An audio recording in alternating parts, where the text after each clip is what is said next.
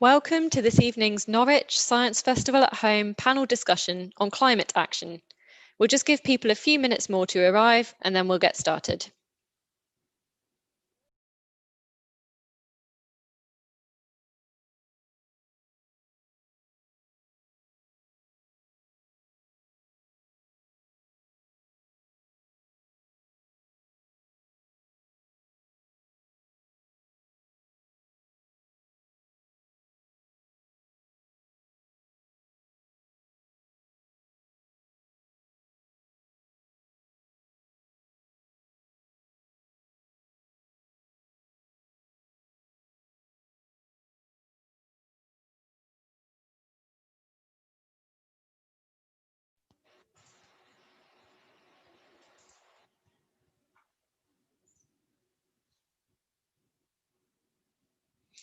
Good evening, everyone. My name's Rachel and I work in the events team at UEA. Thank you for joining us for this Norwich Science Festival at Home event. I'll shortly introduce our chairperson, Clive Lewis, who will introduce us to the rest of the panel, but first, a bit of housekeeping. After they've introduced themselves, our panel will be taking your questions, which you can post in the YouTube live chat. If your question is for a specific panelist, please indicate this in your question. I hope we'll get to as many questions as we can before we finish at 8 p.m. Please remember that all viewers will be able to see any comments you post in the live chat. Once this event has ended, please do tell us what you thought by filling out our survey with the chance of winning a John Lewis voucher. The survey can be accessed via the Norwich Science Festival website or using the link on the slide at the end of this event. Enjoy the event and please do join the discussion. Over to our chair, Clive Lewis. Hey there, thank you very much for that. Good evening, everyone. Lovely to be with you tonight. Just to explain that my office put into the diary that this was Norwich Beer Festival. I've only just arrived to find out it's Norwich Science Festival. Nonetheless, I thought I'd be drinking a few beers tonight, but clearly that's not the case. I'm going to be digging into what looks to be a very, very interesting evening. I have already spoken to our four panelists.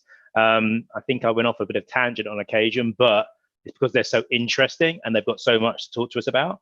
Our four panelists tonight herald from different schools of study at the University of East Anglia. First to present will be Jordan Harold. Jordan, if you'd like to raise your hand so that the peeps at home can see. That's Jordan Harold from the School of Psychology, whose research focuses on how individuals interpret climate change and how evidence can be communicated to support societal decision-making. Next up, we have Irene Lorenzoni. You just like to put up your hand, Irene? From UEA School of Environmental Sciences and the Tyndall Centre for Climate Change Research. Irene's research is on the relationship between individual perceptions and understandings of environmental issues and behaviours. Irene will be followed by Adrian Martin. Adrian, just raise your hand. I know people can see your name, but just stick your hand up. Thank you. Who is based at UE's School of International Development. Adrian is interested in environmental justice and looks at the potential for understanding normative value to support higher quality environmental decision-making. That is a mouthful to say on a Saturday afternoon. Rounding out the panel tonight is Samantha Earle from UEA's Philosophy Department. Sam researches social imaginaries, which we'll hear more about later, and social change, and is interested in these in the context of climate change and climate action. So, first of all, if we go over to you, Adrian, if you'd like to give us a 5-minute presentation on your area of expertise. It feels like BBC mastermind when I do this, but I'm going to introduce you anyway. You've got 5 minutes for your chosen topic.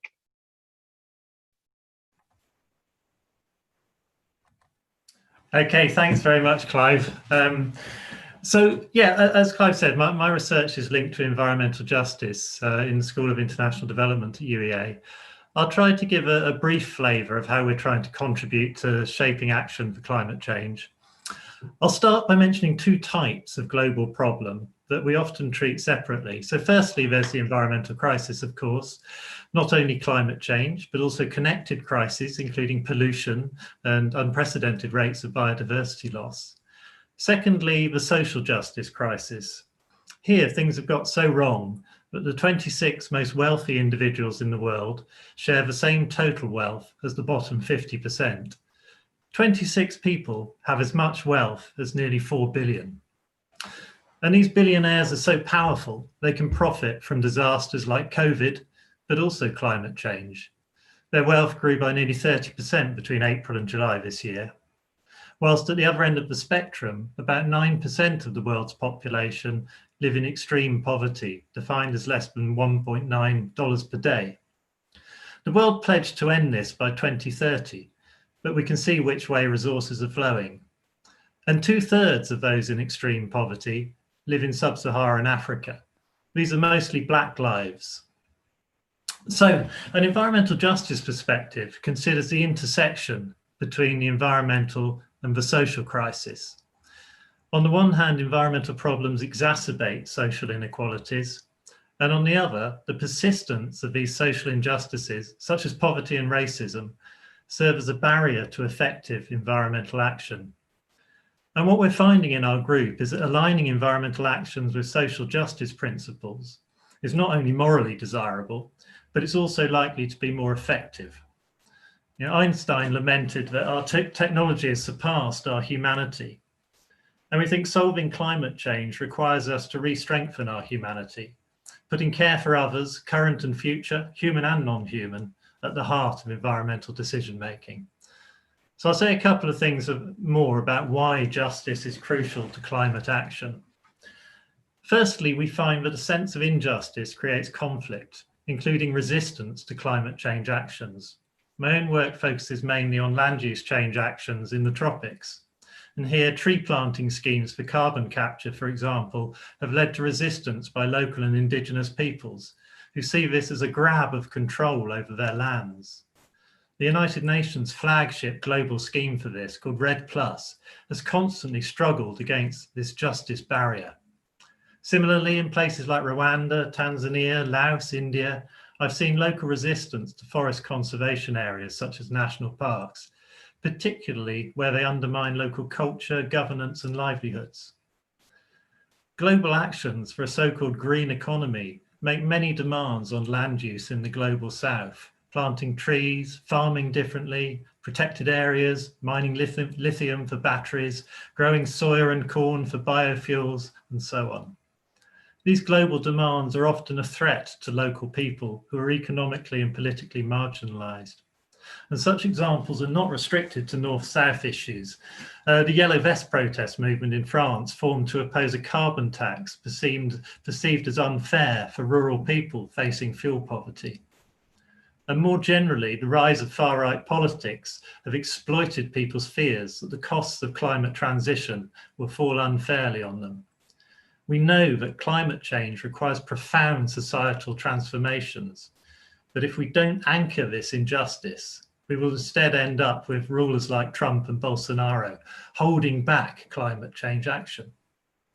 Secondly, and perhaps more fundamentally, environmental justice scholars look for root causes of inaction that underlie both environmental and social crisis. The same political and economic system, with baked-in power asymmetries and its growth-obsessed decision-making logics, is at the root of environmental impact and inequality. And this is hugely challenging because we're talking here about the foundational arrangements of our societies, such as economies organized around private property, markets, and investment for profit. The system we have in most societies compels decision makers to prioritize economic growth over justice and sustainability. Business leaders have a primary mandate to deliver financial returns to investors. And governments are addicted to economic growth, partly because of gross inequalities. Where the tide is lifting everyone, it seems to matter rather less that some are rising further than others. So to sum up in a final minute and put this into a sort of action perspective, I think what we need is to integrate environmental and justice agendas in order to enable just transformations to a zero carbon future. We're learning how to practice this at the level of specific actions, such as designing more just approaches to carbon forestry. Developing ways to ensure fair distribution of outcomes, fair decision-making procedures, and equality of status and respect for different peoples and cultures. But just transformation to sustainability is also going to require fundamental changes to society itself, what we often call systemic change. We need to change how decisions are made in firms and governments to make success less dependent on growth and inequality. That might require, just as an example, new constitutional commitments enforced by more radical democratic governance structures. Okay, that's me. Thank you very much, Adrian. Thank you for being on your toes then. Very appreciative that you stepped up. Thank you. So it's a long story, maybe we'll come back to it at the end. Our second speaker tonight is Jordan, and I'm gonna go all the way through you, and then I'm gonna come back on questions, because I think it'll break up this part of the thing if I start asking questions, because I'll just go off on one. So I'm gonna come straight to Jordan. And Jordan, if you'd like to give us your presentation, which I hope will have a PowerPoint presentation as well. Brilliant, there it is. If you'd like to fire away. Fantastic, thank you, Clive, and good evening, everyone. So in terms of the topic, time to act, what I thought I would do is just think about this in terms of a UK context. And we know that today there's high levels of public awareness of climate change as an issue. And also with that, high levels of concern. So recent surveys have shown that actually concern is greater this year than it was last year, even though we're in the middle of a global pandemic. However, greater understanding and greater concern alone, that won't bring around the types of societal transformations we need if we're going to actually avoid future impacts and risks with climate change. Ultimately, it's what we actually do, our behaviours and our actions in society, that will matter.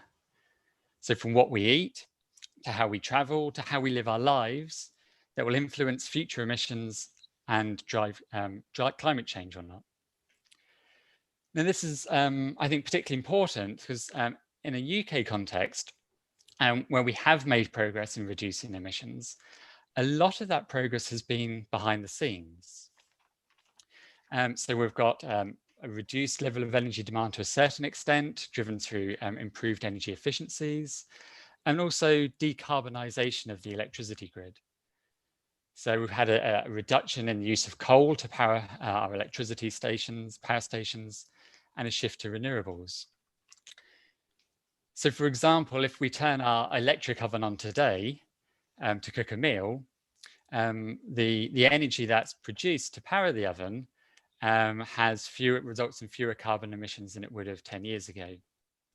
But actually our behaviours is the same as it ever was. It's been sort of that shift has been sort of out of sight from the individual. However, to make continued progress in reducing emissions is going to be a much more challenging proposition. It's going to require changes in behaviour like we haven't seen before. And many of you may be familiar with the phrase, it's not easy being green. Some of you may remember the TV programme from about 15 years ago, following a family trying to make sustainable choices in their lives and the difficulties that they faced. And of course, if we look to change our behaviours, there's likely to be barriers that we face. So even if we're aware and concerned, we're likely to face issues around cost, time and effort, and the practicalities of changing those behaviours. Now, on the flip side, I think it's also important and interesting to note that actually we might change everyday behaviours that help reduce emissions, not out of environmental concern, but out of other concerns. So, for example, we might change our diet or choose to walk or cycle more for health reasons. And I think it's also important to think about those synergies with other issues. But ultimately, I think my view is that it's both for governments and for policymakers for them to have a responsibility to enable and support and implement changes in society that make it easier for people, for us to live our lives in a way that's compatible with a net zero world. So a net zero world basically means driving down emissions as much as possible, but for any emissions that remain, we have to find ways to pull those carbon dioxide out of the atmosphere to balance out to net zero. So we need to find ways to reduce barriers to change in the policies that are created. The Committee on Climate Change, this is a body that provides independent advice to government, have recently done a review of policies and how they interact with individual behaviour change. And ultimately, kind of my take on this is that we need to make changes in our lives. We need to make it affordable for people, make those changes easy and familiar to individuals. We need to make them desirable so that people will want to do them. And crucially, we need to make it fair among society. But we also need those policies to be evidence-based and informed by research and evidence. And a lot of my own work with colleagues at the university, including Irene, has been looking at how we can support improved understanding between the scientists and researchers on one hand and governments and policymakers on the other. So some of my work, I've been working with the Intergovernmental Panel on Climate Change to try and make information more accessible to both governments, but also thinking about making it accessible to broader audiences too. And just to end, I think, yes, it's important that we as individuals, we reflect on what changes we can make in our own lives where we can. But if we are going to shift to net zero, that's only really going to be feasible if governments, and both in the UK, but also around the world, work together with people to provide and produce a society and the policies needed to transform society to make these behaviours easy for people and fair. Thank you. So I have got some questions now, and they do link basically to Jordan and Adrian, if that's okay, very quickly. And listening to you there, Jordan, I really felt that you were talking almost about another reality, I suppose, which is about modern Western advanced economies and what you would call mature democracies, making rational consumer decision-making choices and policy changes that actually work. Whereas when you listen to Adrian's talking more about a far more fundamental impact on the developing world. I guess there are questions about whether you can actually have policy in the West if we accept that they're based on a structurally racist, white supremacist underpinning. How can they ever allow for or move towards a net excess of funds from north to south to be able to deal with the climate crisis, not just in terms of what are fair here, but also what is fair down there? And I don't know whether the two are going to be compatible within that environment. I mean, how would you both respond to that? Because it feels to me that the policies for the West and the policies for the developing world, you're both over here almost. Well, I guess I'll go first briefly. I mean, I think it's a very important observation in a sense, because I mean we have to think globally about this. Obviously, that there's little point in a way in the UK achieving carbon neutrality if nowhere else in the world does, yes, or if the great majority of the world doesn't, and equally if it does it in ways which may actually be detrimental to how other countries and other people feel about climate change. So I mean this is going to involve almost certainly transfers of resources in ways that we haven't seen it, and different decision-making systems. We're going to have to ensure there's greater decision-making power, not just for governments in other parts of the world, but equally for indigenous peoples, local communities, and so on, to really be able to come on board in this enormous global challenge. Jordan, do you have any ideas how you do that in this country without pursuing a kind of extractionist policies, policies which are kind of a nice shortcut, but actually it requires that the developing world basically pay for it with their natural resources, so that we can have the millions of new electric cars, all the solar panels we need, all the various rare metals we need, food, soy, all of this. Is that their job? Is that what they're going to be here for? Yeah, well, I think a key part of this is actually helping people to engage with these complexities, so we have greater awareness in society of some of the challenges that we face. And I would agree with Adrian, thinking about this at multiple levels. So there's kind of our own sphere of our own daily lives, and then how we interact with democracy and the representatives that we elect, but also thinking about those wider issues in society and how choices in the Western world influence those more broadly. And so I think it's really important that we engage at all levels, right through from local councils, right through to kind of the intergovernmental negotiations that are taking place to try and to put this all together. I think it's incredibly complex and that's going to be difficult, but I think if we put fairness at the heart of everything, we have to grapple with those difficult aspects of the challenges. Okay, thank you very much. So I'm going to thank you so much for that for answering that, you two. I think we're going to come up next with Irene. Irene, if you would like to, who is from UEA School of Environmental Sciences, if you would kind of talk us through your 5-minute presentation, and we can then see and listen to our last speaker. Great. Okay, yes, sure. Thank you very much, everybody, and welcome to this event.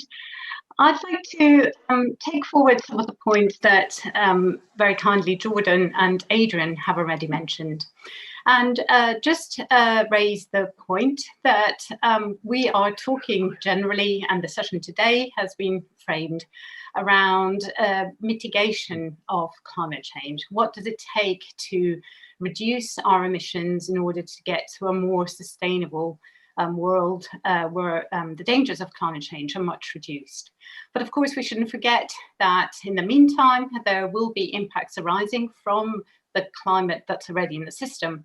And therefore, that requires adapting to those impacts and to those changes that are occurring.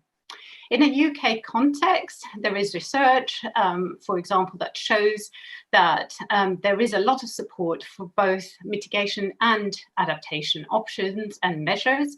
And in fact, as Jordan has already said, there is a real awareness and a very high concern amongst the UK population and several other populations around the world around climate change specifically. There is a notion that actually climate change is really salient. It is coming home effectively. We're feeling it here. It's not just a remote or a distant thing. And so there are opportunities for action, and there should be action taken. Now, the important question is who should take this action and how should this action be undertaken? Both Jordan and Adrian have already mentioned aspects that are globally relevant, aspects about how we potentially as individuals, as part of our communities, part of our societies, as people who have the opportunity to vote as well and manifest our preferences in that way, can take forward particular ways of working and of living differently. But the important point here is also that there seems to be a little bit of difficulty in trying to understanding whom the leadership should come from and how that should manifest. So, for example, there's also some research that indicates, and I think this is regarding mitigation, that sometimes politicians in the UK feel that they haven't got enough agency. They're constrained in terms of the work that they do about taking forward actions on climate change. And that perhaps sometimes they feel their constituents aren't sufficiently asking for this. But actually the surveys and the polls that are being undertaken show that there is a real mandate from the electorate around this. So very interestingly, in the UK, we had the first ever climate change assembly over the past months leading up to the summer this year. And what was really interesting from the 108 individuals that came together over several weeks to talk around climate change and how to achieve net zero is that there was a real interest in making this possible and in the government taking leadership, but also in that leadership being supported by all structures and institutions across society, including individuals, businesses, and so on. And there was a real understanding and a real focus here on the fact that changes around taking action on climate change can lead to co-benefits, can lead to other wider benefits in society, including well-being and welfare, that these actions should be fair, so that the people who are vulnerable who might be adversely impacted should be part of that decision making, and should also be able to take up the opportunities that these changes present. But invariably, there will be trade-offs that need to be reconciled in some way, and those need to be thought through really quite carefully and quite imaginatively, so that things can be done differently, but also so that different things can be done in transitioning to that different world. So, for example, Jordan mentioned that a lot of the changes around mitigation in our society have already happened almost behind the scenes. There is a lot of work, for example, the CARTH Centre, looking at those sectors that are challenging, like diets, like mobility, for example, like material consumption, which we just talked a little bit earlier about, for instance, heating and cooling. And there is a big conversation happening here about how we can create communities that are resilient. So communities that are able to adapt to changes that are happening, but that are also able to transition to those changes that will be occurring in the future in order to reposition themselves, take advantage of those opportunities that are presented, and transform themselves in that process of dealing with climate change, as well as a lot of other changes societally and environmentally that are occurring concurrently. So that's all I want to say, and I'm happy to ask any questions and to answer any questions later on. Thank you very, very much, Irene. Thank you. Can I just ask you a very quick question? That's sure. Okay. I guess really it's if we know that the wealthier you are, the more that more resources you use, the more carbon you consume, then surely the trade-off is going to be between those who are consuming the most, the wealthiest, both domestically and internationally, and those who are consuming the least, which tend to disproportionately and overwhelmingly be, I would say, just the poorest, but it's not. It's quite a broad swathe of people within our society. Mm-hmm. How do you get a trade-off when those who have wealth and spending power also have political influence? They're not going to give that up easily. And so I don't quite see how you get the trade-offs from a position of weakness, which we inherently are, I think. Mm-hmm, mm-hmm. And I think that's a really important point. So the Climate Assembly, for example, and a lot of other work has shown that opening up those conversations and ensuring that there is a process which brings a variety of different voices to the table, and that those voices are given opportunity to manifest is really important. So it's the process of leading up to those conversations, but also understanding why certain actions might be taking place. So why is it that we might, for example, try to move from fossil fuel cars to electric cars, for instance? How is that affecting other interests and other communities? What is it there that's being marginalized, and what kind of conversations are not happening?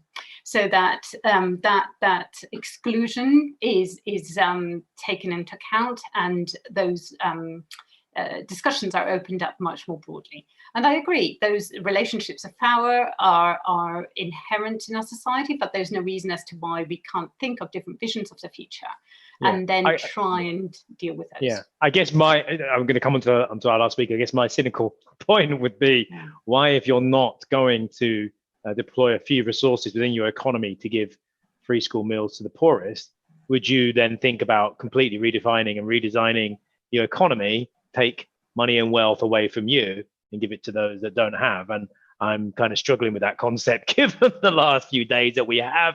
But that's the only political thing I'm saying, a kind of early part of political thing I'm saying. That's it, just get that one in there.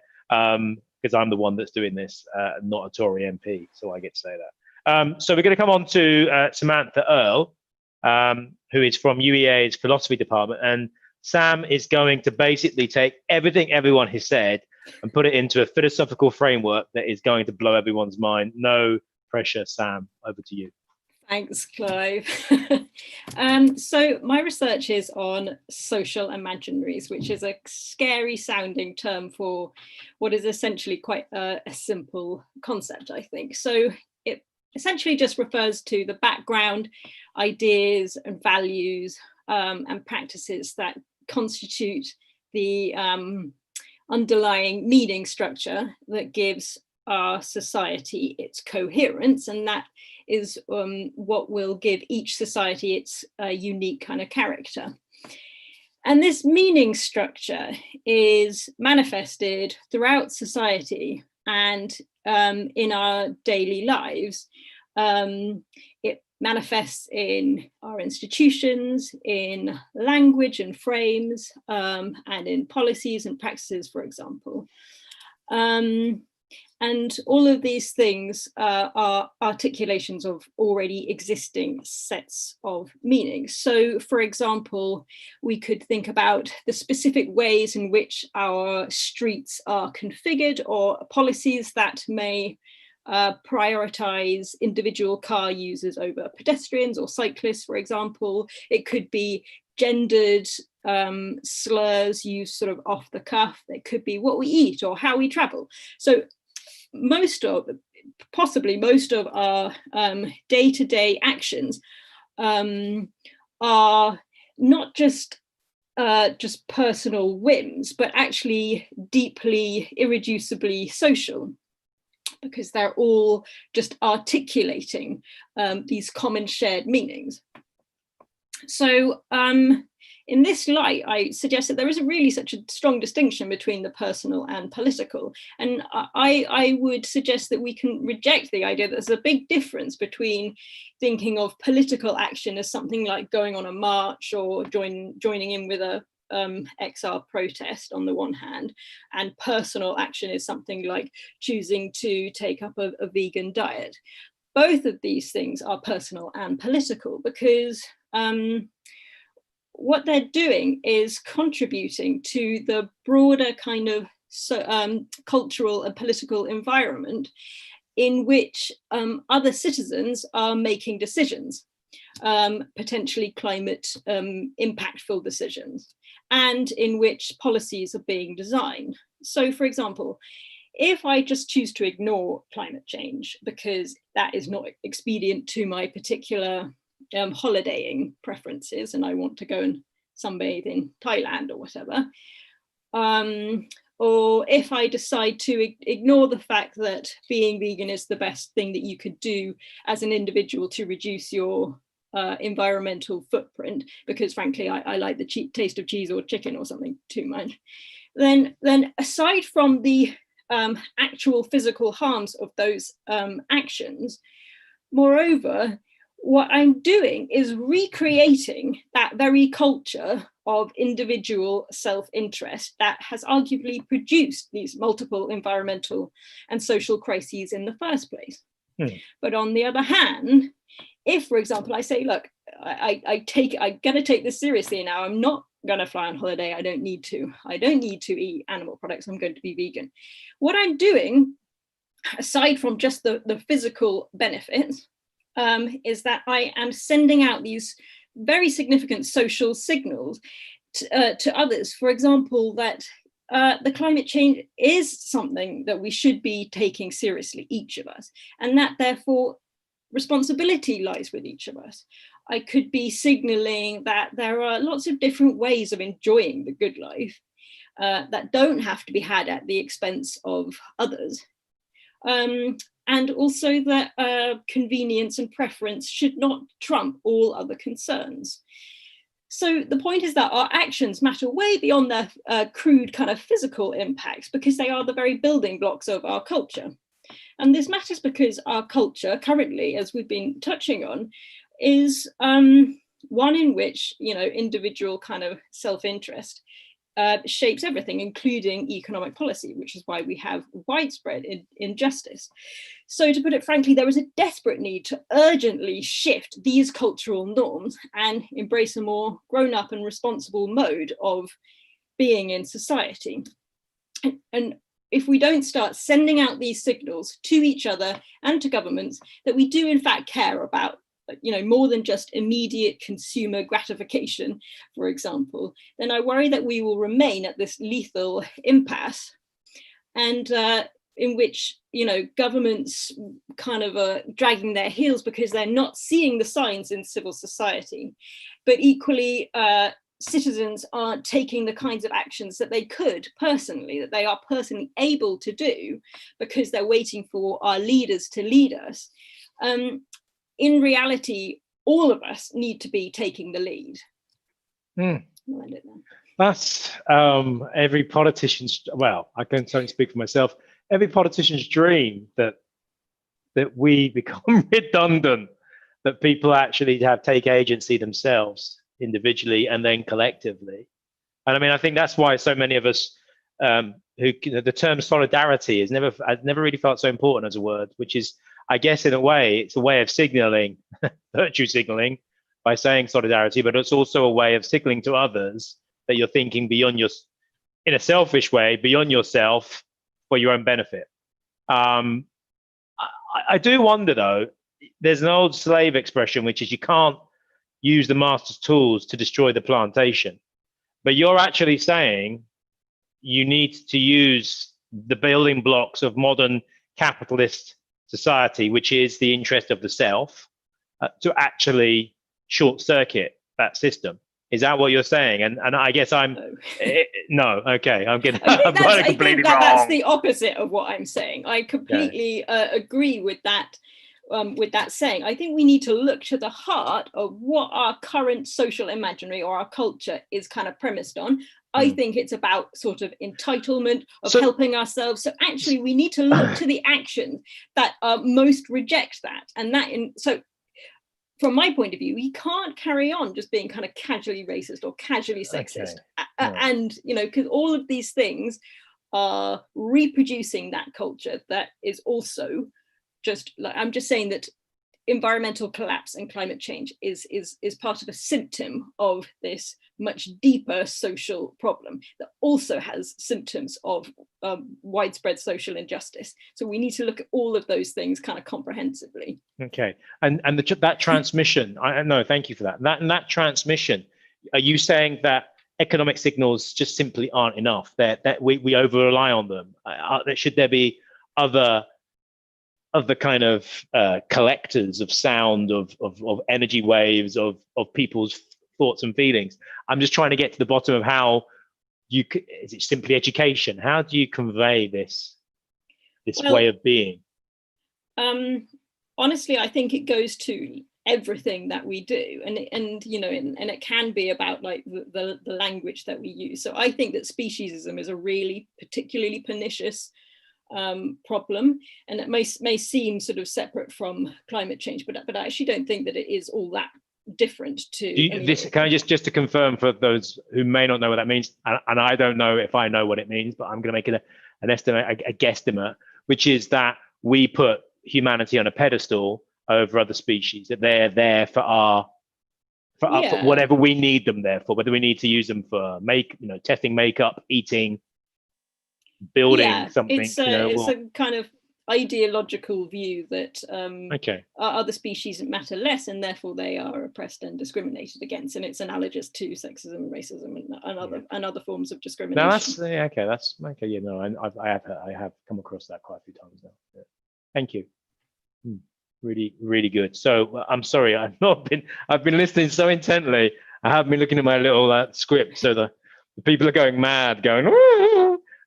So okay. We've got a question here from YouTube. It's from Den English, and the question is, for all panelists, that power imbalance between rich and poor has to be addressed first. We have numbers. How do we make people feel empowered and believe that rebalancing power and wealth is a realistic and desirable goal? Anyone can answer that tonight.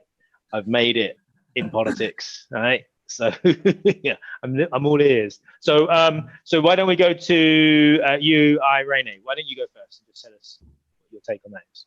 Okay, thank you. Well, in relation to climate change, I think a lot of work has shown a little bit like what Sam was saying already, that there needs to be some kind of systemic change as well as taking action at a personal level.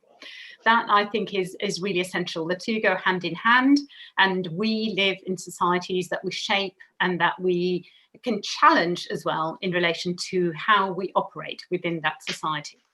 So I think there are changes that have taken place that show us that it is possible to create situations where people can come together and talk about issues from their own perspective, where those conversations can be opened up, where processes can become more encompassing, and where up to a certain extent the distributional effects of those power imbalances at least can be discussed.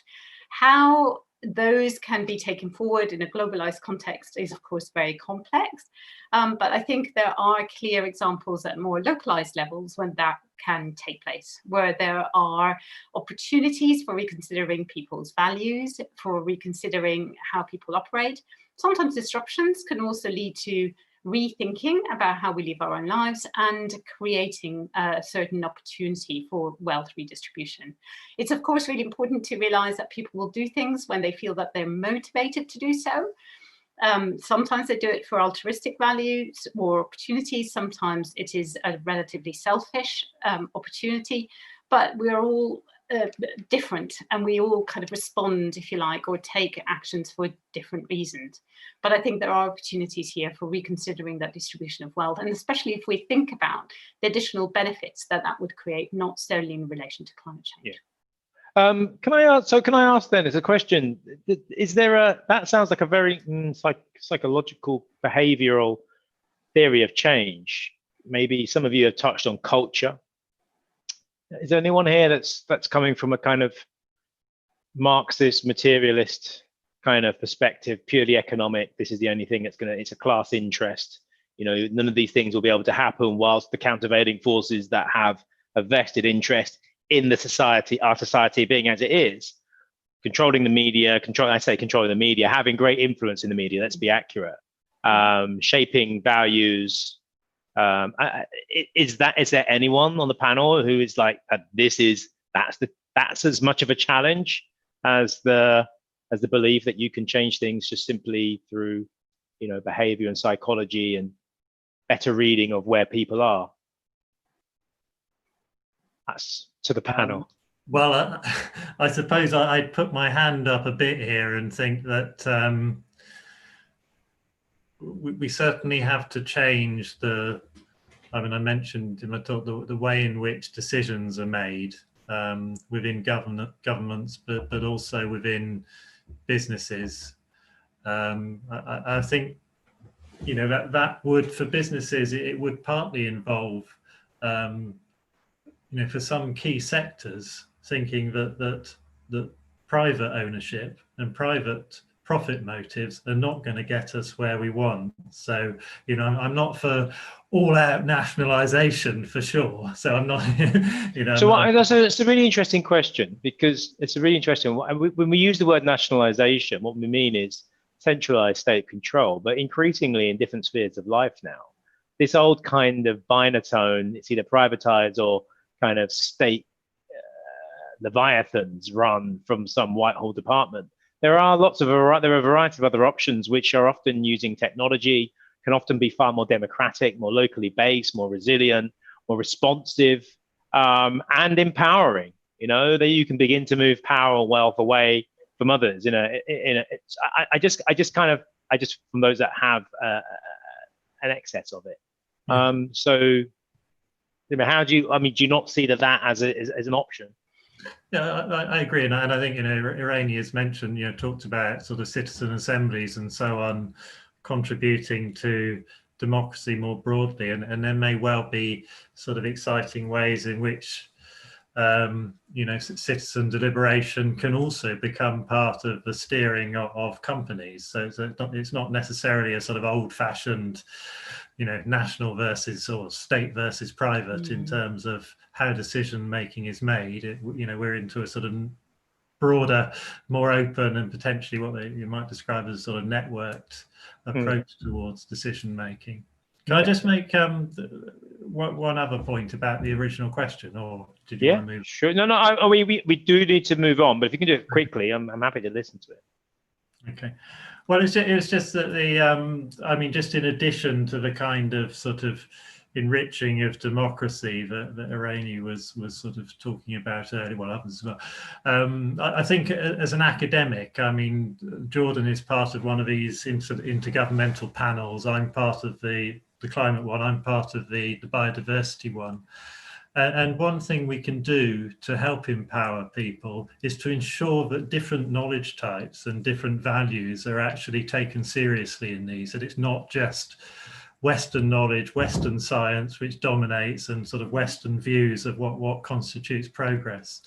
And we're making, I'm not saying we're getting there at all, you know, or succeeding brilliantly at the moment, but there's a huge effort to do this. So, for example, there's a panel of Indigenous and local people that meets and feeds into these international decision-making or policy-making bodies now. Because these kind of things over time can start to help. Because a lot of what we're talking, a lot of what I find, sorry, we're going to come on to that question, but a lot of what I find people talking about is a culturally driven variance of the climate crisis. And it's very British. It's very about how it'll impact us. And yet we know the vast majority of what will happen will be happening to others around the world. And they also have approaches that may not involve, you know, mad modern consumption practices, just in a more sustainable way. There is a different way of living. And I think the pandemic has shown us that there is a different way of living.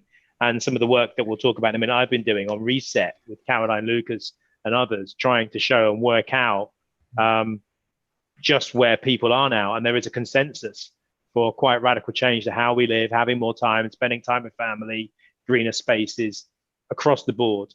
So our next question is from probably our last at the rate at which we're going.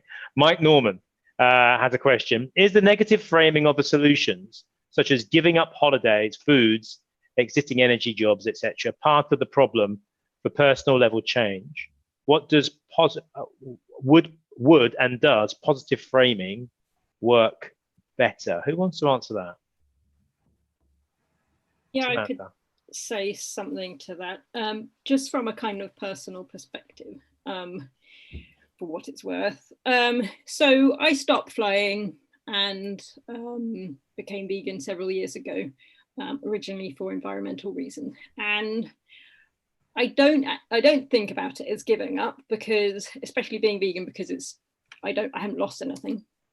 It's actually, you know, very, very enriching. But from a more kind of like ethical point of view, I just think that I cannot say that I have sacrificed something that I didn't feel that I don't, on reflection, feel that I was entitled to. Like, I used to, you know, fly quite a lot, and then I understood about climate change, and I recognized that, you know, there was actually a significant limit to my entitlement to these carbon budgets. How do you bottle that up and distribute?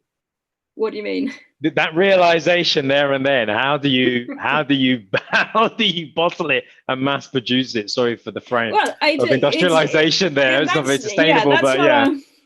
I mean, it's not just a kind of understanding of climate change. It's a recognition that there's a strong moral. But that might just be you as a thoroughly decent person. But this is what I'm saying, that we need that all of our actions signal all the time whether we're living in this kind of in a culture where we prioritize our own self because that's legitimated at the moment, or that we think that actually we ought to be acting more collaboratively. So every time we do something like that, we are building up a culture in which those kinds of decisions happen more. But I didn't really answer the question there, but yeah, so anyway, I think that there's no need to use that kind of language. It's like perfectly possible to show that it's not like I'm living a kind of horribly impoverished life now, you know, that there's lots of positive ways of traveling by train and, you know, eating lots of delicious plant-based food, for example. There is no lack. It's perfectly possible to express that positively, and we should. Yeah. Okay, thank you. Was that a ghost or a cat that just opened your door behind you? Sorry, I'm sure I'm not the only one. That's the cat. He's I thought it was. It's either that or a ghost. Many thoughts. Very subtly pushed back behind you. I almost didn't notice. So I've got another question here. Oh, we've got 2 questions. We've got 10 minutes. So I'll just put it out and you can answer if you want. So there are 2 here. I'll ask them both and then you can pick and choose, okay? So often we are unequipped to imagine the extent and impacts of climate change. how we reconfigure our concept of the world to accommodate the complex realities that climate change creates. So how do we reconfigure our concept of the world to accommodate the complex realities that climate change creates? It's a good question.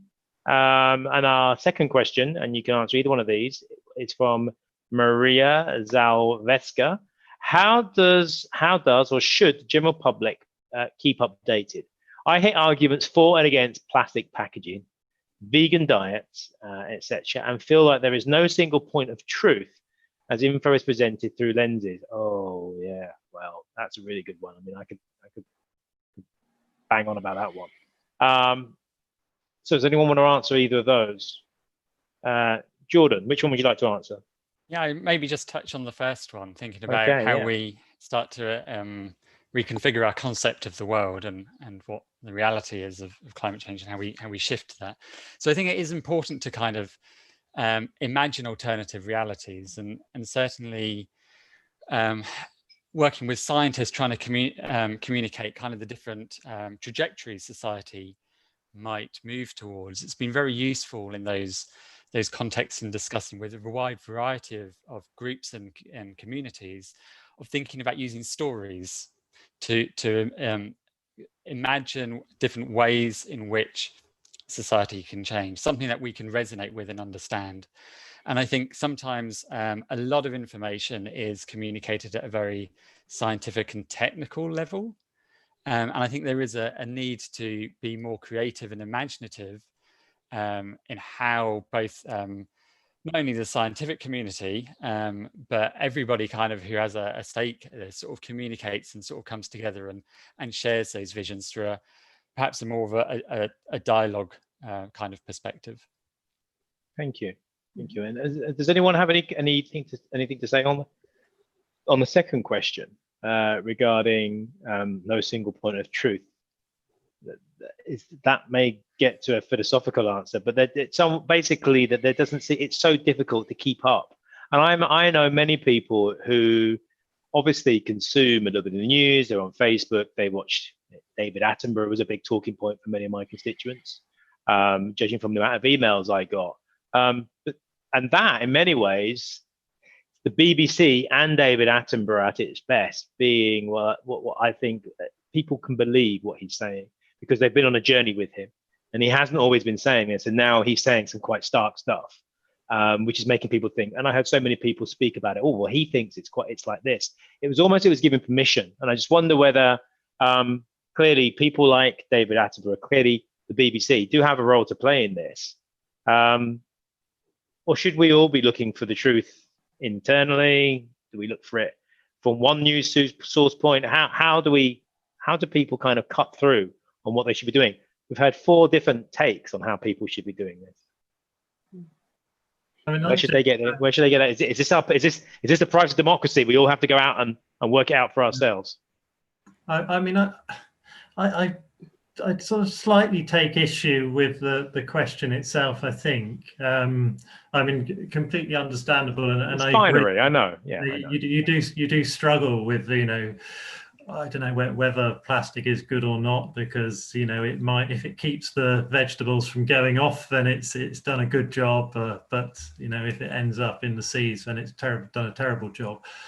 But I do feel that when it comes to, you know, some of the big issues, I'm not sure that there is a huge amount of controversy out there, or at least, you know, so I'm not sure that you can go far wrong. You know, keep yourself as well informed as you can, but don't, you know, fret too much. Don't feel that, you know, a sense of inaction because there are slightly different versions out there. The basics we have serious consensus about, you know, the basic science of climate change, the basic idea that we're going to have to decarbonize our lives, we're going to have to fly less, we're going to have to hopefully, you know, use cars less, particularly with single person occupancy and so on. So it is hugely complicated. you're not just juggling single facts when you're making decisions. You know, you might struggle over whether you support nuclear power. On the one hand, you hate the idea of it and the impact on future generations, but on the other hand, somebody's telling you that it's a low carbon fuel and so on. But these are difficult things. But I agree with you. But for some people, that's way beyond anything they're ever going to be talking about. They'll be, I mean, you know, for some people it'll be whether the climate crisis is a fake, whether it's a left-wing plot to get the government to spend more money. I mean, there are lots of people out there who don't accept, and I'm not trying to overplay that, and I understand what the scientists are saying, but there's a growing number of politicians who are quite happy to call into question what's happening. Very powerful people throughout government, not just at the top. I mean, that's problematic, surely.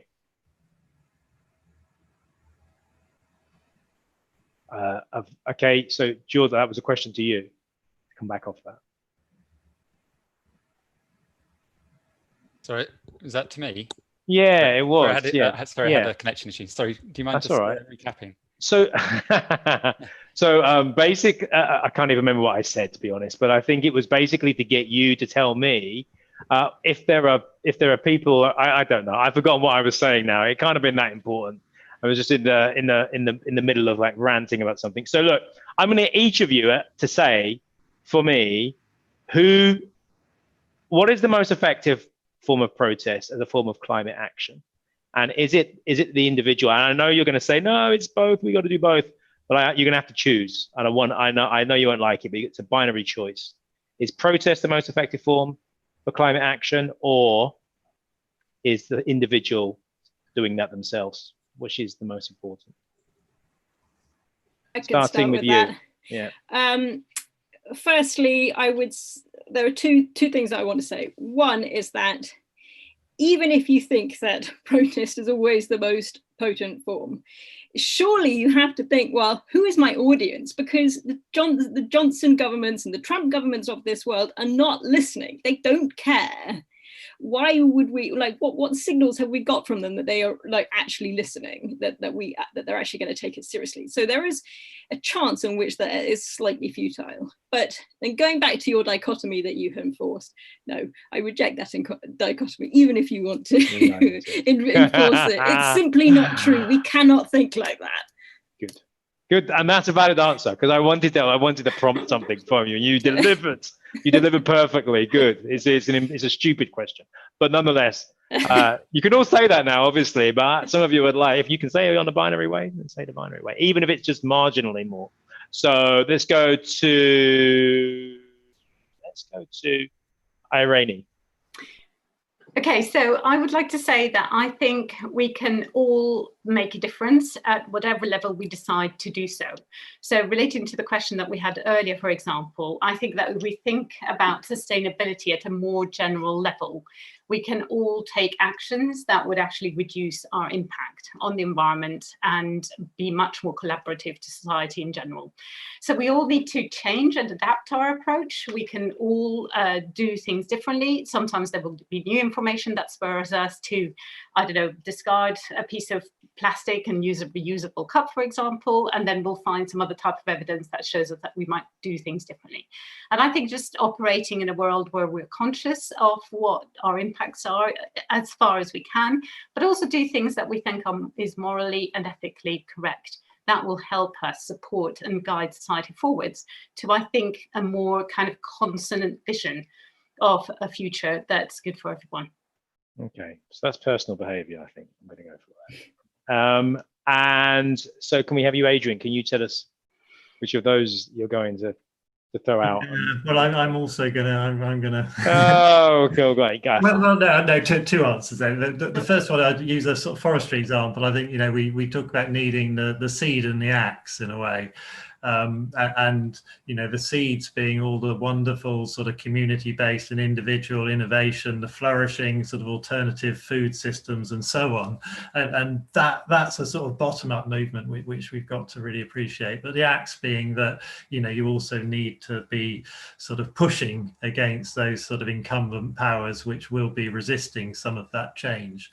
But so both in a way. So you've used a saying to get out of the binary choice. That's good. I like it. I can roll with that. I'll go with that. That's fine. And your last point, you've got another point as well. I was going to say, if you really forced me to sort of choose, I would go on, treat yourself. Say that if we look at the major transformational changes in history, whether it's anti-apartheid or getting votes for women or whatever, the push is going to come from civil society and protest, not from governments. Yeah. Okay. All right. Jordan. Yeah. So I think I'm maybe going to take a fairly pragmatic stance on this. So I think, as Irene was mentioning, I think it is important that as individuals we take responsibility where we can in our lives and do the actions that we can. But I think within groups that are very environmentally minded, maybe that can be pushed more than maybe in general society. But I think people are always going to find barriers. So, for example, be that financial or practical constraints that actually limit how much we can do at an individual level. And that's why I would actually argue that we need that societal transformation to be driven by individuals, by showing that there's that interest and demand, but that for it to sort of the big kind of changes that we need in infrastructure and things that can only be driven by policy and through government action.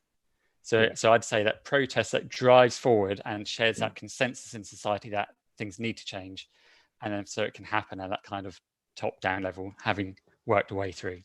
Yeah, thank you. I think from a personal perspective, political perspective, that really it feels to me that many people have no agency in their lives. And one of the reasons that many people feel disempowered and a lack of agency, apart from materially and economically, is also because of the voting system. And I guess in my part of the world, it is a bit of a silver bullet. But I think actually, politically, having a first past the post system limits how people can express themselves at the level that I work at, the party political level, the kind of overarching level. And until you have a voting system which actually allows for the multitude of views to kind of coalesce and then form power blocks in Parliament, then all the citizens' assemblies and everything else, you're just going to have an increasingly small number of people in the marginal constituencies, about 1 million people, who increasingly can be influenced by media, by tabloids, by Facebook, social media, who will increasingly dictate who comes into power, who wins on what platform. And that's problematic. So I think actually, from a political point of view, to finish on, I think all of this makes sense. But unless our politics can be more reflective and representative of the complex democracy we are, then I just think it's all shoved into a two-party system, which suppresses things into the margins, including that's why we have student protest campaign groups. There is you've got one Green member of Parliament that's taken 3 million votes, and yet in my party, it still struggles to come to terms with, I think, the scale of the challenge. So something's going wrong, something's dysfunctional there, and I think the voting system is part of that. Look, thank you so much for tonight. It's been so brilliant listening to you and hearing your different takes. And even though you all come from different departments, different parts of the UEA, there did seem to be some key themes that came out of that. That it's actually neither one thing nor another. And just as complex as the climate crisis is, so are the political and economic responses that we as a society are going to need to be able to respond to this existential threat. It's going to take all of our ingenuity, not just in terms of engineering terms, economic terms, political terms, psychological terms, but just as a species to kind of think our way out of this, behave our way out of this. So good luck everyone on that note. No pressure. So thank you very much tonight. I'm going to hand you back now. And I thank our guests for what they've done, hand you back to the team at Norwich Science Festival. Thank you very much. Bye-bye. Only 4 minutes over. Yes, thank you, Clive, and thank you to all of our panelists this evening. That was a really vibrant discussion and we hope you all enjoyed it. Thank you to our audience on YouTube and for all your fantastic questions. Please do tell us what you thought of the event by completing our survey using the link that will appear on the screen in a minute. You can also find it on the Norwich Science Festival website.